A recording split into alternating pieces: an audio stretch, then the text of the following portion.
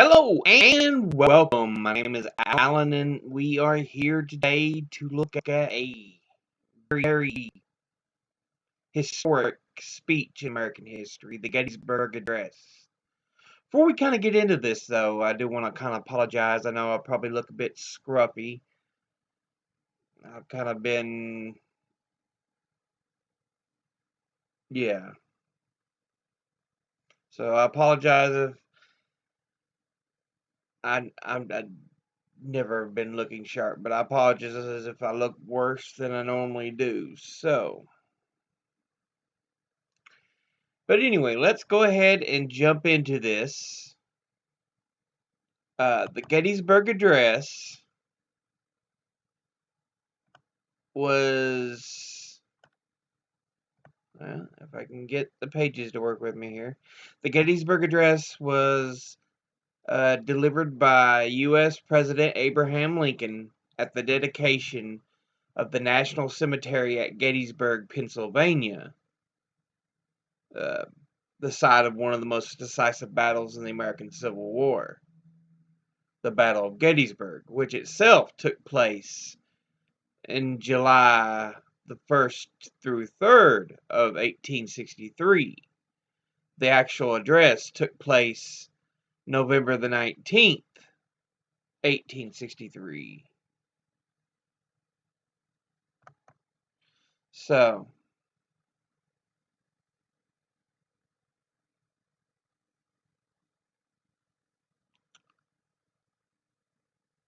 get rid of the commercials for the website so I can see things. But yeah, that's kind of a little quick back history of the address itself. The actual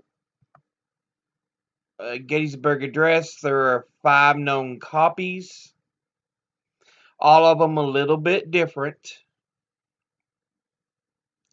There's the Nikolai, I'm not sure, probably Nikolai copy, who was John G. Nicolay, President Lincoln's personal secretary. So one of the copies was originally given to him. The next copy was the Hay copy, which was given to John Hay, a White House assistant under Lincoln. So the third copy is the Everett copy, named after Edward Everett, the chief speaker at the Gettysburg Cemetery dedication. The fourth copy is the Bancroft copy, named for historian George Bancroft. And the last copy is the one that is most often used and is in fact the one that has been reproduced on the walls of the Lincoln Memorial, the Bliss copy. And it is named after Colonel Alexander Bliss, the stepson of historian George Bancroft. So,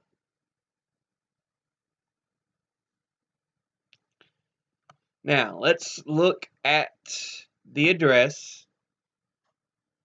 It's not a very long address, so it shouldn't take too long to get into. But anyway, here we go.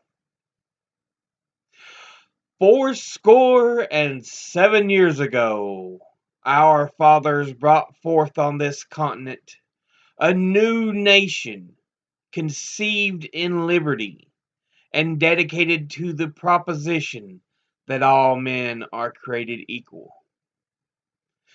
Now we are engaged in a great civil war, testing whether that nation, or any nation so conceived and so dedicated, can long endure. We are met on a great battlefield of that war. We have come to dedicate a portion of that field as a final resting place for those who here gave their lives so that that nation might live. It is altogether fitting and proper that we should do this. But, in a larger sense, we cannot dedicate, we cannot consecrate, we cannot hallow this ground. The brave men, living and dead, who struggled here have consecrated it, far above our poor power to add or distract or detract. The world will little note nor long remember what we say here, but it can never forget what they did here.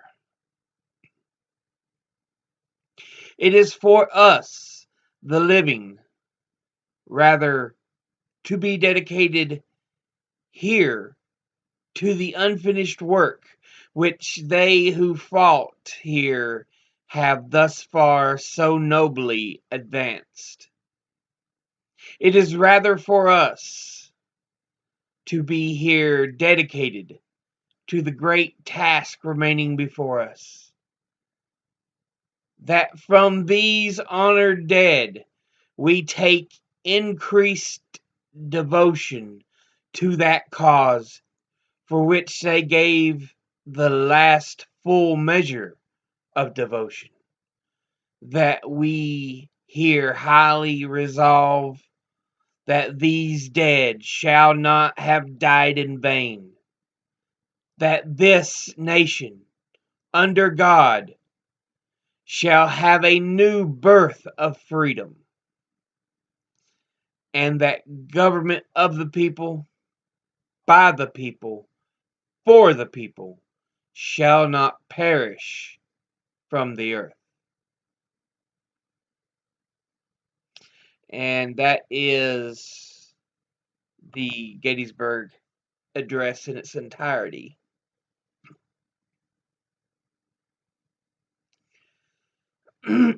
As I said, he was giving it to uh, open the National Cemetery um, at the Gettysburg, Pennsylvania battlefield. Which the Battle of Gettysburg in itself is one of the more bloody battles of the Civil War, and it's kind of the stopping point that the North finally held, because up until that point, the Army of Northern Virginia was making its march up through Union territory and was taking the war to the Union. And Lee was just laying waste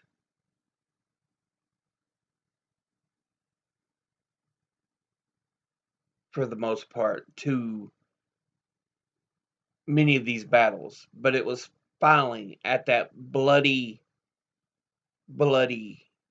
Battle of Gettysburg, 3 days at the beginning of July in 1863,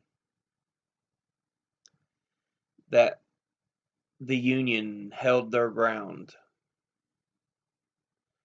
And like I said, many people died in that battle. It's one of the worst of the war.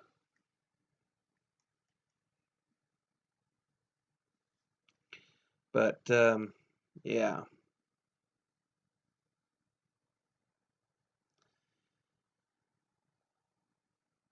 That, though, is the Gettysburg Address. And I know it seems kind of awkward to hear and think of now with the events going on, the protests over what has become an all too common scene, the death of an African American man. It feels like we've moved the needle very little since the Civil War.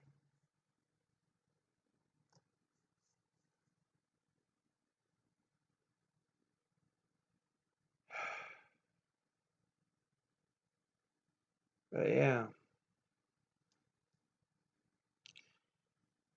Anyway, that's going to be it for now. As always, educate thyself, think, read, study, learn. If anyone tries to ask you to believe something, that you are unsure of, ask them to cite their sources. I'll see you all in the next video, but until then, later.